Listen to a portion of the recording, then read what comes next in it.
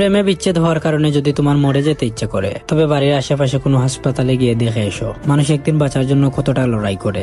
সামান্য অভাবে যদি তুমি দিশেহারা হয়ে পড়ো, তবে রাতের আধারে রাস্তার দুপাশে ঘুমিয়ে থাকা মানুষগুলোকে একবার দেখে এসো, যাদের পেটে নেই ভাত আর মাথার উপরে নেই ছাদ।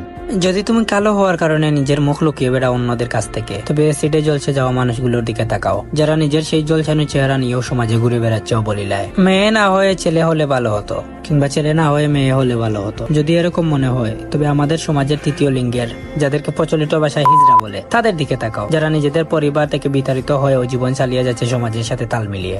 যদি নারী বলতে টাকা লুবি, চলো নামই দুঃখবাজ মনে হয়, তবে নিজের মায়ের দিকে তাকাও, যে তোমার বাবার অভাবের সংসারে না খেয়ে পড়ে আছে, তবুও ধনী কাউকে বিয়ে করার পথ বেছে নিচ্ছে না। আর যদি পুরুষ বলতে দেহ লুবি, মেয়েবাজ মনে হয়, তবে নিজের বাবার দিকে একবার তাকাইও, যার ছোঁয়ায় নেই কোনো লালসা, আছে শুধু মায়া, মমতা, স্নেহ, যে তার মেয়ের সবচেয়ে নিরাপদ আশ্রয়স্থান। যদি কখনো নিজের মধ্যে অহংকার এসে পড়ে, তবে কোনো কবরস্থানে ঘুরে এসো, যেখানে তোমার চেয়ে বড় বড় জ্ঞানী, সুন্দরী এবং সফল ব্যক্তিরা মাটির নিচে শুয়ে আছে।